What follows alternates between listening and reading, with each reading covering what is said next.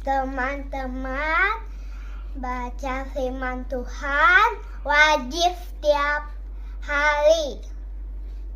Amin. Halo teman-teman, baca firman Tuhan wajib setiap hari. Amin. Halo, selamat pagi saudara-saudara semangsa tanah air. Kembali kita di channel YouTube TWKK Jakarta Tenang. Sebelum baca firman, kita bernyanyi dari pendek nomor 135 Otondi Parbadia.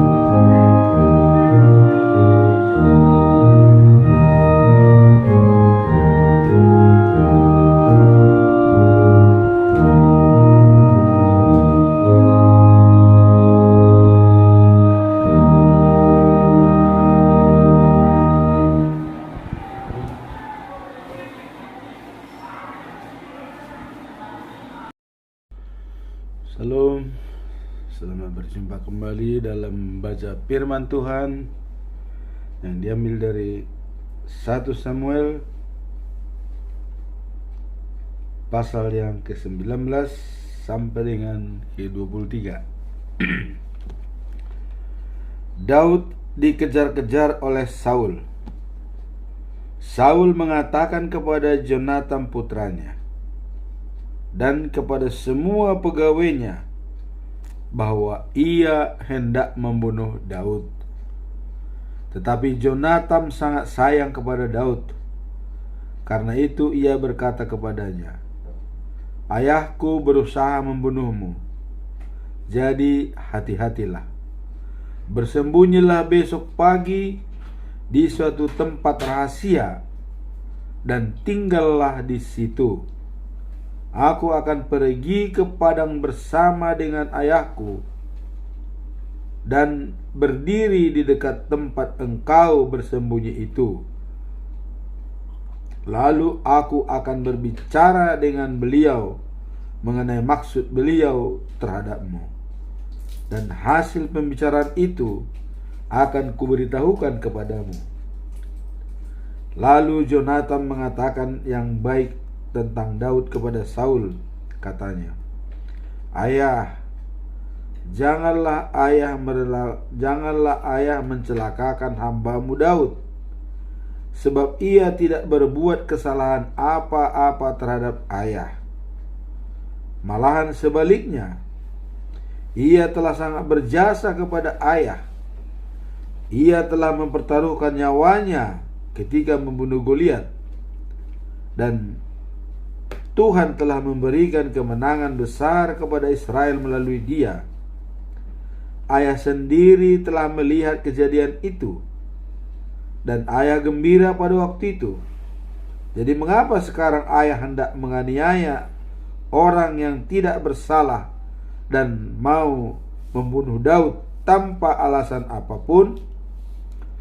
Saul menjadi insaf oleh kata-kata Jonatan, dan ia bersumpah demi nama Tuhan bahwa Daud tidak akan dibunuhnya. Setelah itu Jonatan memanggil Daud dan menceritakan semua percakapan tadi.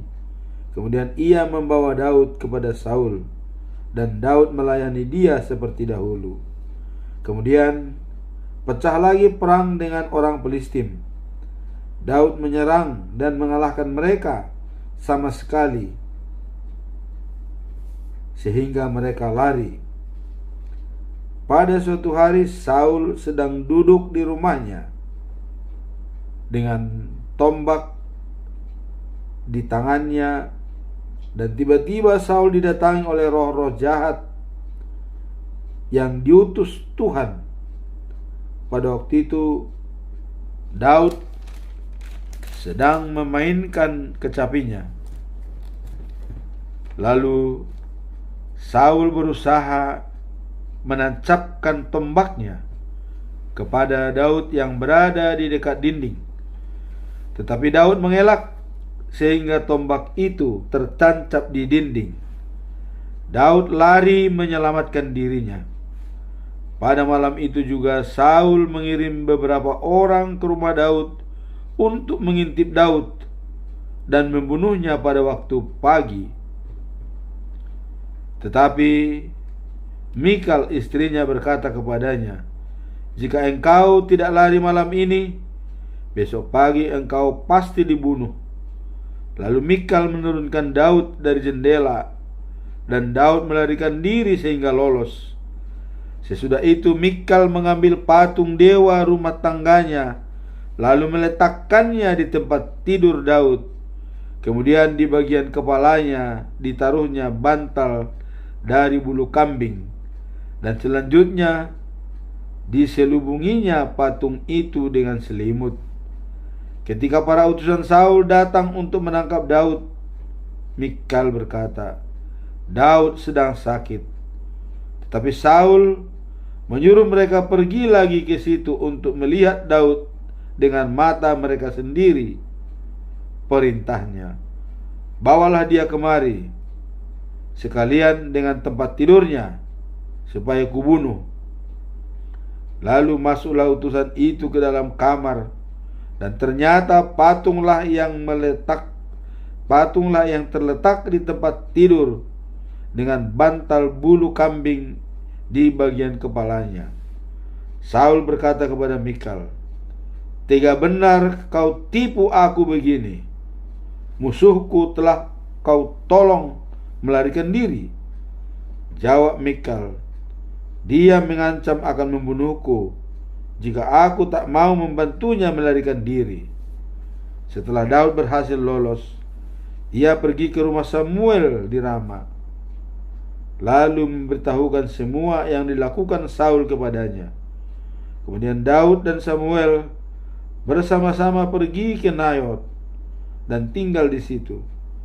Tetapi kepada Saul diberitahukan bahwa Daud ada di Nayot dekat Rama. Sebab itu Saul mengirim beberapa utusan untuk menangkap Daud. Tetapi mereka mendapati perkumpulan nabi yang sedang menari-nari dan berteriak-teriak bersama-sama, dipimpin oleh Samuel.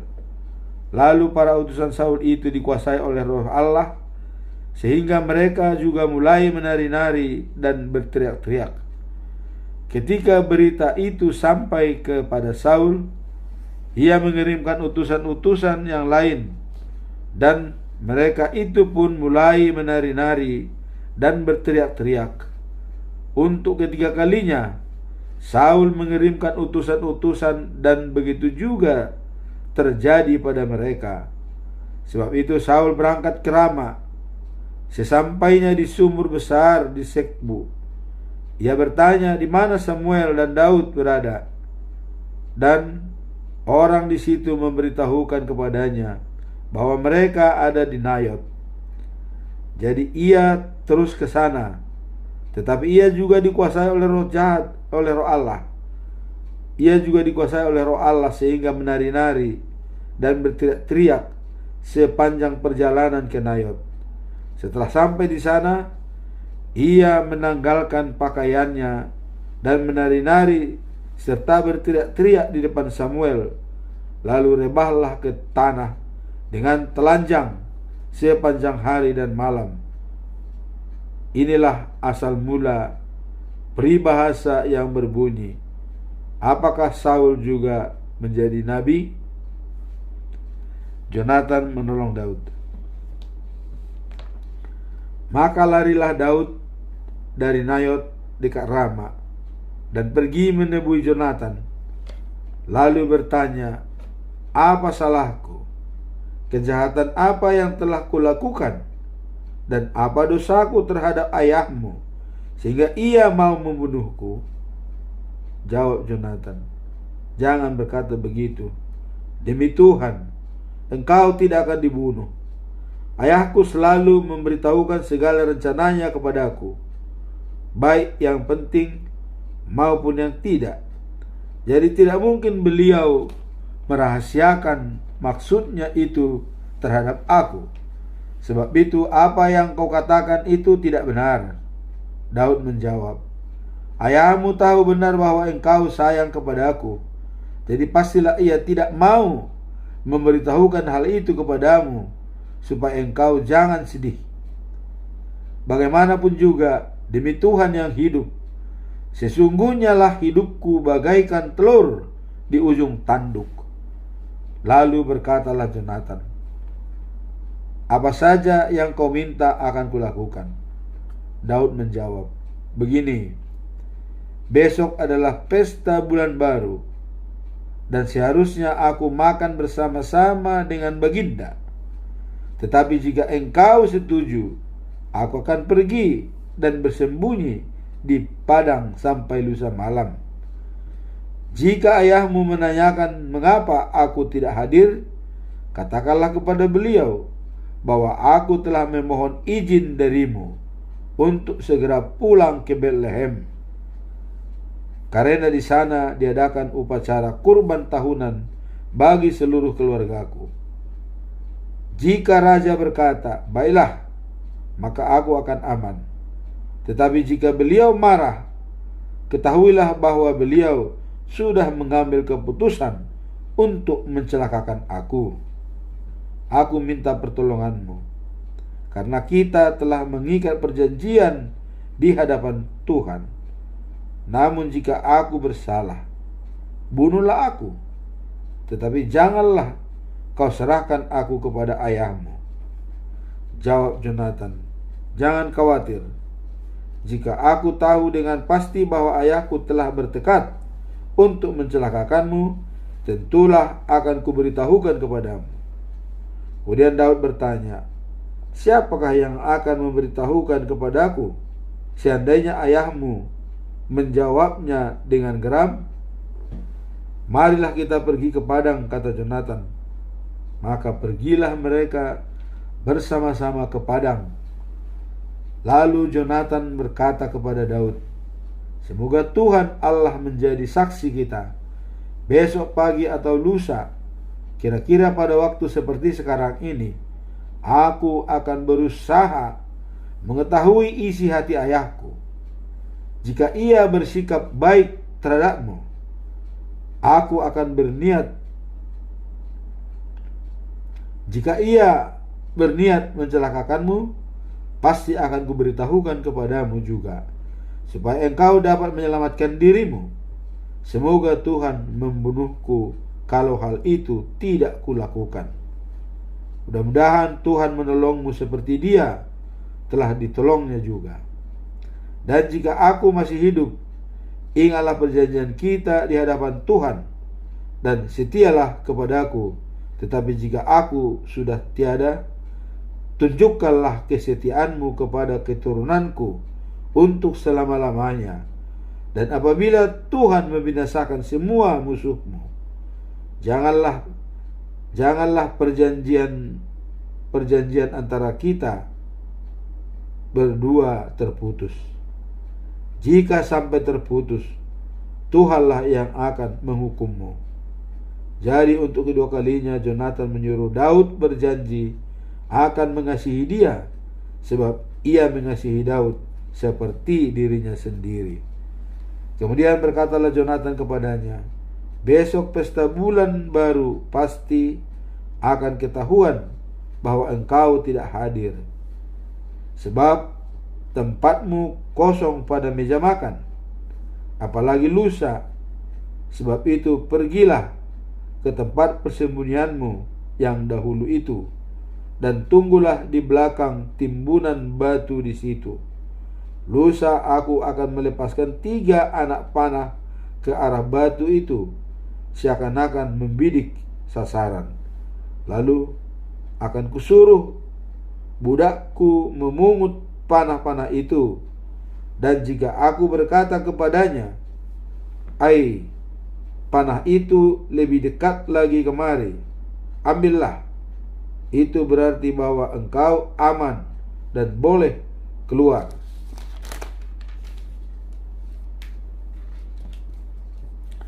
Aku bersumpah demi Tuhan yang hidup, bahwa engkau tidak dalam bahaya apapun. Tetapi jika aku berkata kepada budakku, 'Ai, panah itu lebih jauh lagi ke sana,' itu berarti Tuhan menyuruh engkau pergi. Jadi pergilah. Semoga Tuhan menjaga agar kita selamanya memegang perjanjian antara kita berdua." Maka bersembunyilah Daud di padang. Pada pesta bulan baru, Raja Saul datang ke perjamuan. Seperti biasanya dia duduk dekat dinding. Jonatan mengambil tempat di hadapannya, Abner di sebelah Saul, tetapi kursi Daud tetap kosong. Tetapi Saul tidak menyinggung keadaan itu pada hari itu, sebab pikirnya barangkali ia mengalami sesuatu hal sehingga ia tidak bersih menurut agama. Pada hari berikutnya, yaitu hari kedua bulan baru, kursi Daud masih kosong juga.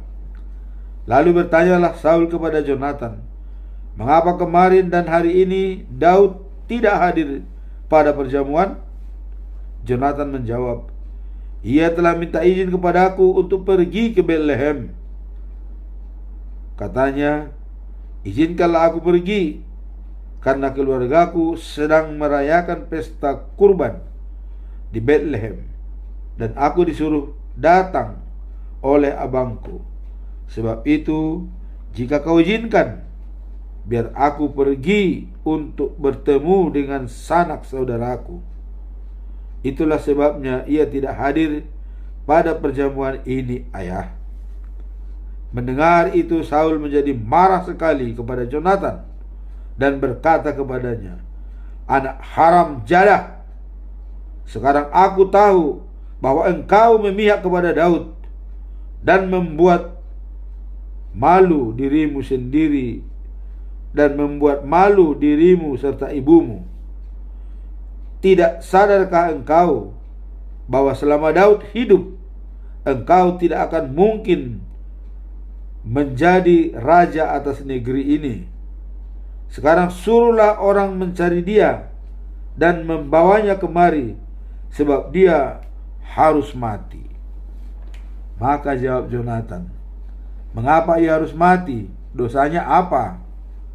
Mendengar itu, Saul melemparkan tombaknya kepada Jonatan, hendak membunuhnya. Maka tahulah Jonatan bahwa ayahnya memang sungguh-sungguh berniat hendak membunuh Daud. Dengan marah sekali Jonatan meninggalkan meja perjamuan, dan ia tidak makan apa-apa pada hari kedua pesta bulan baru itu. Ia sangat prihatin. Ia sangat prihatin memikirkan Daud yang telah dihina oleh Saul ayahnya. Keesokan harinya Jonatan pergi ke padang untuk bertemu dengan Daud, seperti yang telah mereka rencanakan bersama. Ia membawa seorang anak laki-laki budaknya, lalu berkata kepadanya, "Ayo, pungutlah panah-panah yang akan kupanahkan." Sedang anak itu berlari, Jonatan memanahkan sebuah panah melewati anak itu. Ketika anak itu sampai ke tempat jatuhnya panah itu, Jonatan berseru kepada anak, "Hai, panah itu lebih jauh lagi ke sana. Cepat sedikit, jangan melamun." Anak itu memungut panah itu dan kembali kepada tuannya. Ia sama sekali tidak mengerti maksud kata-kata Jonatan itu. Hanya Jonatan dengan Daudlah yang mengerti. Kemudian Jonatan memberikan alat panahnya kepada anak itu dan menyuruh dia kembali ke kota. Setelah anak itu pergi, Daud keluar dari belakang timbunan batu itu, lalu sujud 3 kali. Baik dia maupun Jonatan, kedua-duanya menangis ketika mereka saling berciuman. Kesedihan Daud lebih besar daripada kesedihan Jonatan. Kemudian berkatalah Jonatan kepada Daud, "Semoga Allah menolongmu. Tuhan akan menjamin bahwa kita dan keturunan kita selalu memegang perjanjian kita berdua di hadapan Allah." Setelah itu pergilah Daud, dan Jonatan pun pulang ke kota.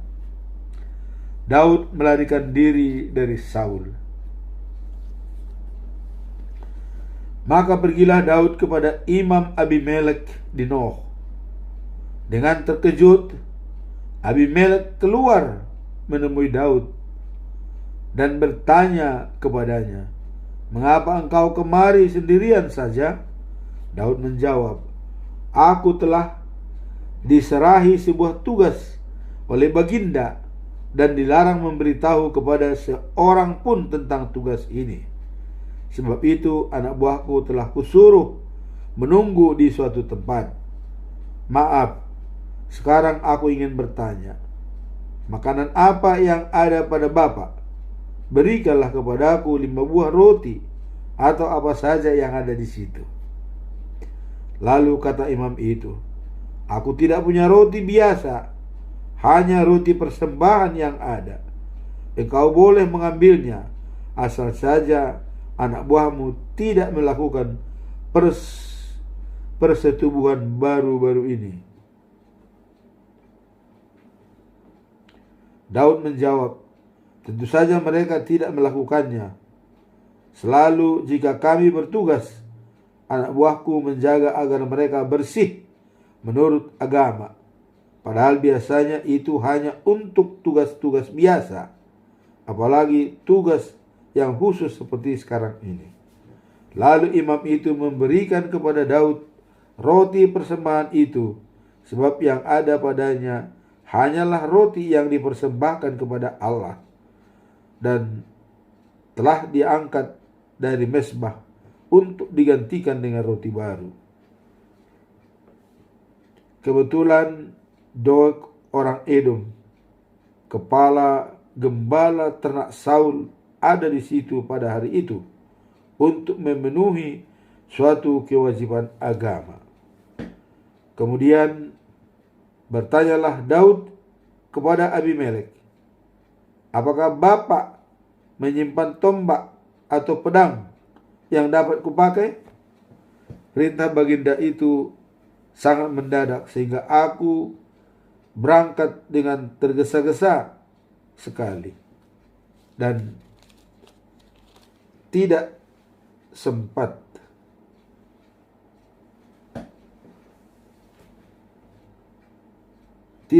lagi mengambil pedang apapun senjata yang lain. Lalu Abimelek menjawab, aku menyimpan pedang Goliat, orang Filistin yang kau bunuh di lembah Ela itu. Pedang itu ada di belakang efod, terbungkus dalam kain. Jika kau mau, ambil saja, sebab hanya itulah senjata yang ada di sini. Kata Daud, pedang itu pedang yang terbaik di seluruh negeri. Berikanlah itu kepadaku. Pada hari itu juga Daud melarikan diri dari Saul, lalu sampai kepada Akis, raja kota Gat. Kepada Akis diberitahu oleh para pegawainya demikian, bukankah dia ini Daud, raja di negerinya? Dan bukankah untuk dialah para wanita untuk waktu itu menari-nari sambil bernyanyi begini? Saul membunuh beribu-ribu musuh, tetapi Daud berpuluh-puluh ribu. Kata-kata itu mengganggu pikiran Daud dan ia menjadi takut sekali kepada Raja Akis. Sebab itu di depan umum Daud berpura-pura gila. Ketika mereka mencoba menahannya, ia seolah-olah kurang waras.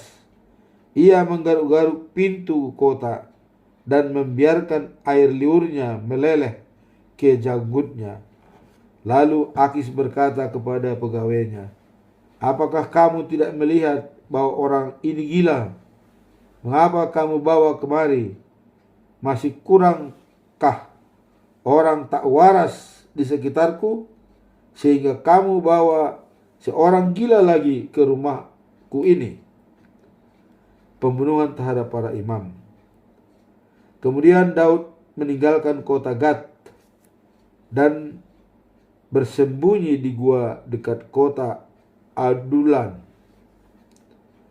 Ketika abang-abangnya dan seluruh keluarganya mendekat bahwa ia ada di situ, datanglah mereka kepadanya. Juga orang-orang yang tertindas, yang mempunyai hutang, dan yang merasa tidak puas, semuanya bergabung dengan Daud, dan Daud menjadi pemimpin mereka. Jumlah pengikut Daud ada kira-kira 400 orang. Dari gua itu Daud pergi ke Mispa di Moab dan berkata kepada raja-raja negeri Moab, izinkanlah ayah dan ibu hamba tinggal pada tuanku, sampai hamba tahu apa maksud Allah terhadap hamba. Kemudian orang tuanya itu dibawanya kepada raja negeri Moab, dan mereka tetap di sana selama Daud bersembunyi di gua. Pada suatu hari seorang nabi yang bernama Gad datang kepada Daud dan berkata, jangan tinggal di gua ini. Pergilah dengan segera ke tanah Yehuda. Lalu pergilah Daud dan masuk ke hutan Keret. Pada suatu hari, Saul sedang duduk di bawah pohon Temariska. Ia di atas bukit Gibea. Ia memegang tombaknya, sedang semua perwiranya berdiri di sekelilingnya. Ketika ia mendengar bahwa tempat Daud dan anak buahnya telah diketahui, ia berkata kepada para perwiranya itu, dengarlah hai orang-orang Benjamin, apakah si Daud itu akan memberikan kepadamu ladang dan kebun anggur? Apakah kamu semua akan diangkat menjadi perwira dalam tentaranya? Itulah sebabnya kamu bersepakat melawan aku, dan tidak seorang pun memberitahukan kepadaku bahwa anakku sendiri telah memihak kepada si Daud itu. Tak ada seorang pun dari kamu memikirkan diriku atau memberitahukan kepadaku bahwa Daud, anak buahnya sendiri, pada saat ini sedang menunggu kesempatan untuk membunuhku, dan bahwa anakku Jonathan telah memberi dorongan kepadanya. Dok, kepala gembala ternak Saul, juga ada di situ dengan para perwira Saul. Lalu Dok berkata, hamba telah melihat Daud mendatangi Abimelek anak Ahitub di Nob.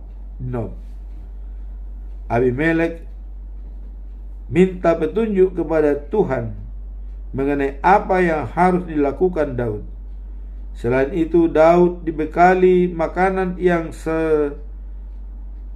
juga, serta diberi kepadanya pedang Goliat, orang Filistin itu. Lalu raja menyuruh memanggil imam Abimelek dan seluruh sanak saudaranya yang menjadi imam di Nob. Maka menghadaplah mereka kepadanya. Kata Saul kepada Abimelek, dengarlah hai anak Ahitub. Jawabnya, ya baginda. Tanya Saul kepadanya, mengapa engkau bersepakat dengan Daud melawan aku? Mengapa kau berkati dia dengan roti? Kau bekali dia dengan roti, dan kau berikan pedang, serta kau mintakan petunjuk dari Allah. Jadi sekarang ia melawan aku dan sedang menunggu kesempatan untuk membunuh aku. Lalu Abimelek menjawab, tetapi bukankah Daud perwira baginda yang paling setia? Dia adalah menantu baginda sendiri, kepala pengawal pribadi baginda, dan sangat dihormati oleh semua orang dalam istana baginda. Memang hamba telah meminta petunjuk dari Allah untuk dia, tetapi bukan untuk pertama kalinya hamba melakukan itu. Mengenai persepakatan melawan baginda, janganlah baginda menuduh hamba atau seorang pun dalam keluarga hamba. Hamba tidak tahu apa-apa tentang perkara ini. Tetapi raja berkata, Abimelek, engkau dan seluruh sanak saudaramu mati. Lalu ia memerintahkan kepada para pengawal yang berdiri di dekatnya, ayo, bunuhlah imam-imam Tuhan itu. Mereka telah bersekongkol dengan Daud. Mereka tahu bahwa Daud melarikan diri, tetapi mereka tidak mau memberitahukannya kepadaku. Tetapi para pengawal itu tidak mau membunuh imam-imam Tuhan itu.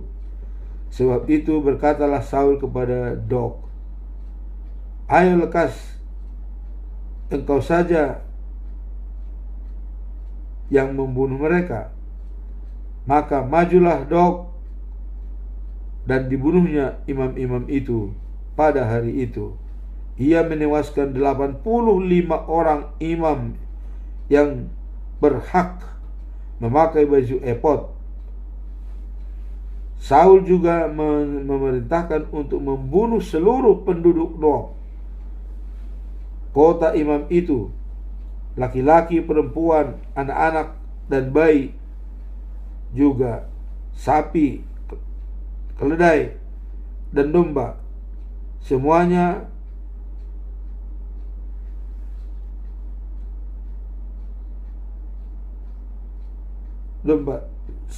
dihabisi nyawanya.